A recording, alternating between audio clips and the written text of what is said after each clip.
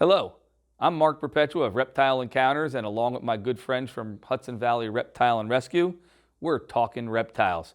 Today we have a species spotlight on a very popular lizard in the pet trade called the leopard gecko. Now when you look at a leopard gecko, it's really easy to figure out how they get their name. Wild leopard geckos have a yellowish background color with lots of spots. However, on the pet trade, through selective breeding, leopard geckos have been bred to be albino, almost all white, and all types of color variations, again, for the pet trade. But let's talk a little bit about the natural history of wild geckos. Leopard geckos are found native in the wild in the Middle East. These guys are found in Pakistan, Iran, Iraq, into northern India. They're lizards that live in dry to semi-arid forest or grasslands with a lot of rocky outcroppings. And as you can see, they're used to jumping from rock to rock.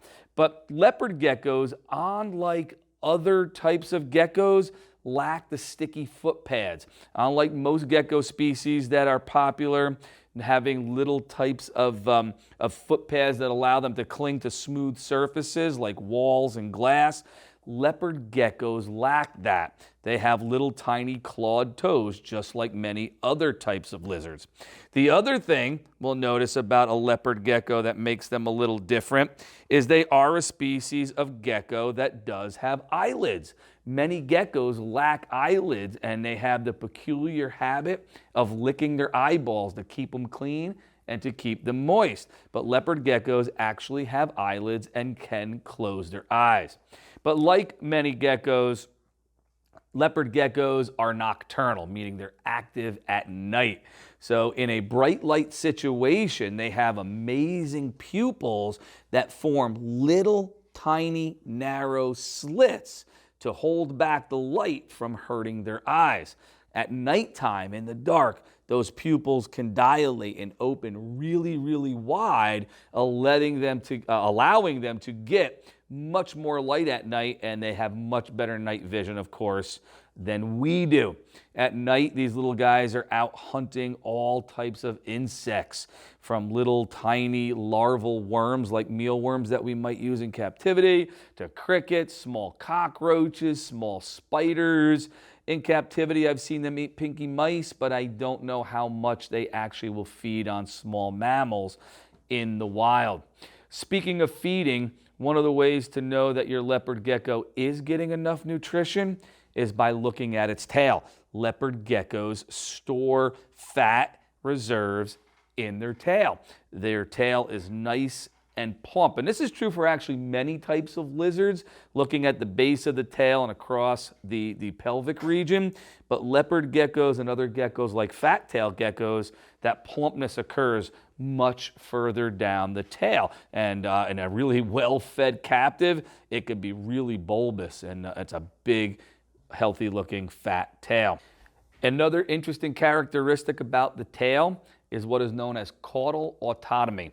Many lizards have this, and what it means is if their tail is grabbed by a predator, that the tail will actually break off. There's little cleavage planes or breaking points in the vertebrae that allow the tail to pop off when a little bit of force is applied.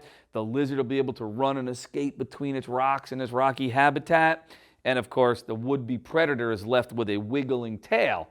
Little appetizer, but the main course gets away.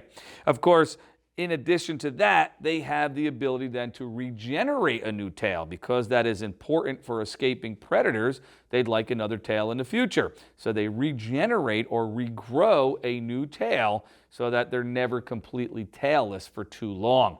The new tail, however, never looks the same. It is never as pretty and colorful as the original. You can always tell where it happened. So it's kind of nice with our pet geckos that they do keep their tail intact.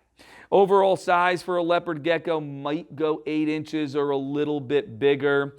They're a little delicate when they're little, but they are a great pet as they get bigger. A good beginner pet because, as we mentioned, semi-arid means humidity is not a huge issue for them. I mean, keeping up the humidity like it would be for some rainforest reptiles, like a chameleon, we'll say. They're also easy to house in small terrariums since they're small at 8 inches. A 20-gallon long, a 30-gallon long should usually be a sufficient size for an animal like a leopard gecko. Lots of different substrates you can use. Just be careful with sand because that could end up impacting them when they're little, if they ingest too much while they're hunting their insect prey. But crickets, mealworms, things that they would eat are normally readily available in the pet shop, which is why leopard geckos have become so popular as pets. But we thought it would be cool to talk a little bit about what it's like for a wild gecko, let you know where they're from, and just keep in mind that every time we see a pet reptile in a pet shop, that they are a product of what was part of a wild population somewhere throughout the world. So we hope you enjoyed meeting the leopard gecko a little close up, and hope you keep watching us because we'll keep talking reptiles.